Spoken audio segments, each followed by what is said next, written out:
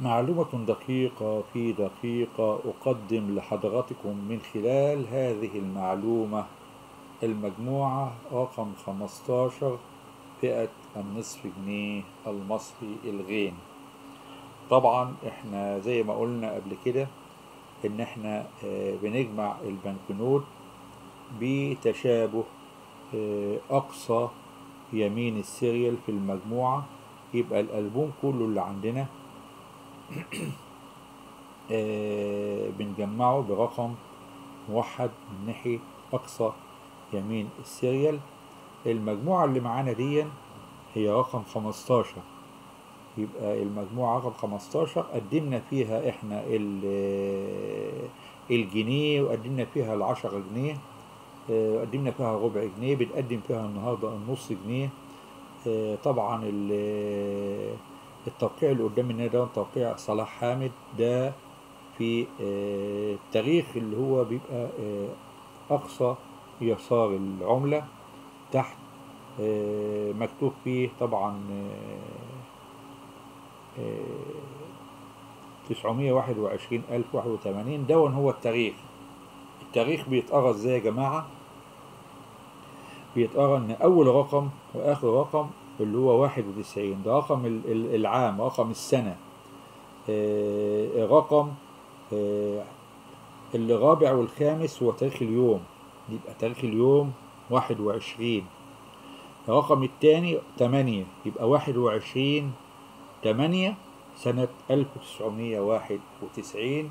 توقيع صلاح حامد على 50 قرش الغين، تحت رقم بريفكس 51 وسيريال 600، 6,356,421. زي ما احنا قلنا ان احنا تبنينا فكرة ان يبقى الألبوم كله برقم موحد من على أقصى يمين السيريال. المجموعة دي طبعا بادئة من صلاح حامد. طبعا صلاح حامد اجى بعد منه اسماعيل حسن محمد، اهو اسماعيل حسن محمد اللي هو التوقيع دون كده. ده صلاح حامد، ما زلنا صلاح حامد اهو. نمسك بس الورق كده مظبوط عشان ايه ما يتبهدلش ونقدر نشرح فيه. دون صلاح حامد. بعد صلاح حامد اجى اسماعيل حسن محمد. ده توقيع اسماعيل حسن محمد دون في 2001. هو هنا بدأ طبعا كان لحد سنة 2000 بنكتب رقم، لحد 1999 بنكتب التاريخ بالطريقة دي كده. بعد سنة 2001 بقى صعب ان احنا نكتب التاريخ كده، فرجعنا نكتب التاريخ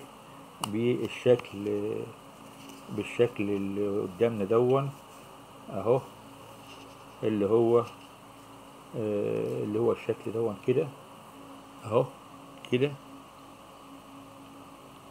يبقى 11/6/2001 توقيع اسماعيل حسن محمد.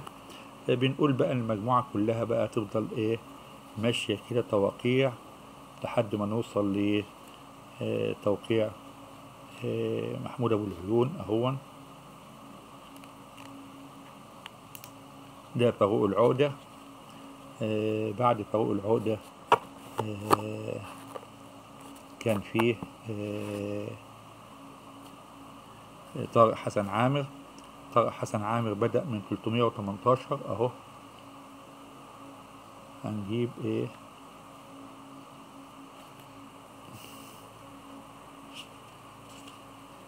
بدأ من 318، ده 317 اهو.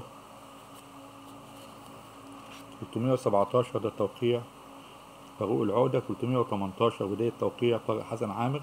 مجموعة طارق حسن عامر بدأ من 318 ل 331. دي مجموعة طارق حسن عامر. طبعا الجمع بالتشابه أقصى يمين السيريال حاجة جميلة وجديدة، ولسه محدش عملها على مستوى العالم إلا ما نضع. احنا بنشرف بأن احنا نجمع بهذه الطريقة من مدة طويلة جدا جدا، تربو على ال 15 أو ال 20 سنة، من 2000، احنا قلنا من 1991، من قبل كمان. واحنا بنجمع بالطريقة دي طبعا. لما اجت بنجمع بالبيرفكس مع تشابه اقصى يمين السيريال، لما اجت مجموعة البوليمر بقت مجموعة جميلة جدا، يبقى الألبوم كله رقم موحد من اقصى يمين السيريال، شكله حلو جديد. حطينا فيه العملة المصرية، ما تيسر من العملة العربية، ما تيسر من العملة الأجنبية، مع تشابه أقصى يمين السيريال، يبقى عن الألبوم كله كله كله رقمه من أقصى يمين السيريال 15. الألبوم كله هيبقى شكله حلو جدا. ده دي ال10 جنيه البوليمرهيا طبعا، كلها مجموعة بنفس الطريقة. الجنيه اللام بتوقعات مختلفة طبعا. ربع جنيه اهو طبعا، برضه رقم 15. ما تيسر بقى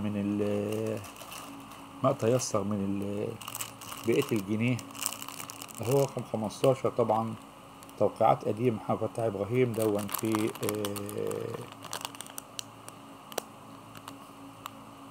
8/1/1980 طبعا، مدة طويلة طبعا جدا. احنا بنلتزم بأقصى يمين السيريال، ما تيسر من 10 جنيه. طبعا 10 جنيه البنكنوت. طبعا المجموعة بتبقى في الآخر خالص بقى، مع اختلافاتها، مع ال3 تسعات، مع المشتركات، مع الإحلالات، تبقى حاجة جميلة جدا جدا. دي المعلومة اللي أنا حبيت أضيفها لحضراتكم النهاردة. أرجو أكون قدمتها بطريقة سلسة، يسيرة، مبسطة، استفدتم منها. إن شاء الله نحاول نعمل النهاردة لايف، نحاول نبدأ نعمل لايفات ولو حتى لمدة قصيرة، على أساس يبقى في تواصل بيننا وبين حضراتكم إن شاء الله. إلى فيديو آخر، والسلام عليكم ورحمة الله وبركاته، وصلى الله على المبعوث رحمة للعالمين وعلى آله الطيبين الطاهرين وصحابته الغر الميامين، وعلينا معهم أجمعين برحمتك يا أرحم الراحمين.